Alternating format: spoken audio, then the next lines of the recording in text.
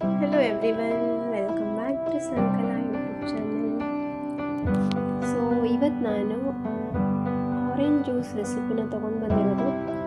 So usually normal green colour orange ಆದರೆ ಸ್ವಲ್ಪ ಪಲ್ಪಿಯಾಗಿರುತ್ತೆ, ಆಮೇಲೆ ಸಿಪ್ಪೆ ಸುಲಿಯೋಕ್ಕೂ ಈಸಿ ಆಗುತ್ತೆ. ಅದನ್ನು ಅದೇ ಥರನೇ ತಿನ್ಬೋದು. ಬಟ್ ಆರೆಂಜ್ ಕಲರ್ದು ಇನ್ನೊಂದು ಸ್ವಲ್ಪ ಗಟ್ಟಿಯಾಗಿ ಬರುತ್ತಲ್ವ, ಸೊ ಗಟ್ಟಿಯಾಗಿರೋದು ಸುಲಿಯೋಕ್ಕೆ ಮತ್ತು ಅದರಿಂದ ಜ್ಯೂಸ್ ತೆಗಿಯೋಕ್ಕೆ ಸ್ವಲ್ಪ ಕಷ್ಟ ಆಗುತ್ತೆ. ಸೊ ನೋಡ್ತಾ ಇರ್ಬೋದು, ನಾನಿಲ್ಲಿ 3 ಆರೆಂಜ್ನ ತೊಗೊಂಡಿದ್ದೀನಿ, ತುಂಬಾ ಗಟ್ಟಿಯಾಗಿತ್ತು. ಸೊ ಈ ಹಣ್ಣುಗಳಿಂದ ನಾನು ಇವತ್ತು ಆರೆಂಜ್ ಜ್ಯೂಸ್ ಮಾಡ್ತಾ ಇರೋದು. ಸೊ ಬನ್ನಿ ಯಾವ ಥರ ಜ್ಯೂಸ್ ಮಾಡೋದಂತ ಹೇಳಿಬಿಟ್ಟು ತೋರಿಸ್ಕೊಡ್ತೀನಿ. ಆರೆಂಜ್ ಮಾತ್ರ ತುಂಬಾ ಫ್ರೆಶ್ ಆಗಿತ್ತು.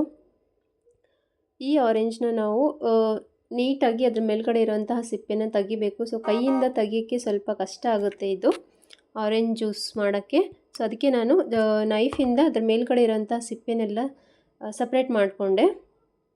ಸೊ ನೋಡ್ತಾ ಇದ್ದೀರಲ್ವ, ಸೊ ಈ ಥರ ಆರೆಂಜ್ದು ಮೇಲ್ಗಡೆ ಇರೋ ಸಿಪ್ಪೆ ತುಂಬ ಅಂದರೆ ತುಂಬಾ ಜ್ಯೂಸಿ ಚೆನ್ನಾಗಿತ್ತು, ಫ್ರೆಶ್ ಫ್ರೂಟ್ ಮಾತ್ರ.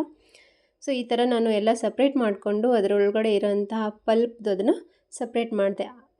ಈ ಪೀಸಸ್ನ ನಾನು ಜ್ಯೂಸರ್ ಒಳಗಡೆ ಹಾಕ್ಕೊಳ್ತಾ ಇದ್ದೀನಿ. ಸೊ ನೋಡ್ತಾ ಇರ್ಬೋದು, ಆರೆಂಜ್ ಜ್ಯೂಸ್ ಮಾಡೋಕ್ಕೆ ಇದು ಪಲ್ಪ್ ಇರೋಂತಹ ಕಟ್ ಮಾಡಿಟ್ಕೊಂಡಿರೋಂಥ ಆರೆಂಜ್ ಹಣ್ಣು, ಆಮೇಲೆ ಅದಕ್ಕೆ ಒಂದು ಸ್ವಲ್ಪ ಸಕ್ಕರೆ, ನಿಮಗೆ ಸ್ವೀಟ್ನೆಸ್ ಯಾವ ಥರ ಬೇಕೋ ಅದರ ಥರ ನೀವು ಸಕ್ಕರೆನ ಆ್ಯಡ್ ಮಾಡ್ಕೊಳ್ಬೋದು.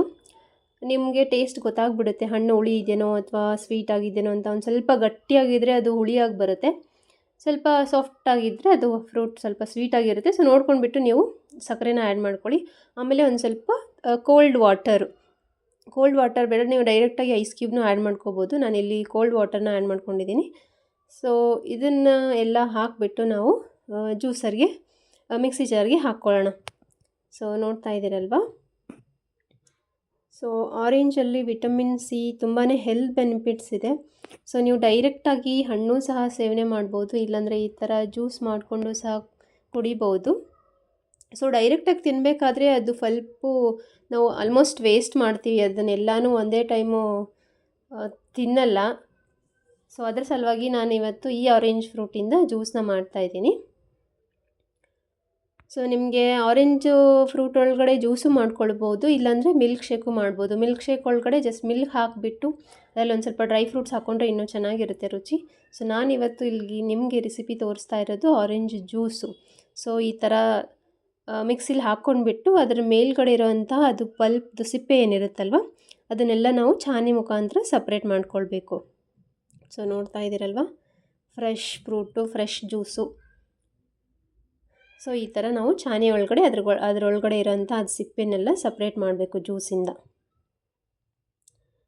ಸೊ ನೋಡಿದ್ರಲ್ವ, ಆರೆಂಜ್ ಜ್ಯೂಸ್ ಮಾಡೋದು ತುಂಬಾ ಸುಲಭ. ಈ ಥರ ಗಟ್ಟಿಯಾಗಿರೋಂಥ ಫ್ರೂಟು ಇವಾಗ ನಾರ್ಮಲ್ ತಿನ್ನೋಕ್ಕೆ ಹೋದರೆ ಅದರಲ್ಲಿ ಆಲ್ಮೋಸ್ಟ್ ಎಷ್ಟೊಂದು ಅಂಶ ವೇಸ್ಟ್ ಆಗಿಬಿಡುತ್ತೆ. ಸೊ ಅದ್ರ ಸಲುವಾಗಿ ಈ ಥರ ಜ್ಯೂಸ್ ಮಾಡ್ಕೊಂಡು ಕುಡಿದ್ರೆ ತುಂಬಾ ಒಳ್ಳೆಯದಾಗಿರುತ್ತೆ, ತುಂಬಾ ಚೆನ್ನಾಗಿರುತ್ತೆ.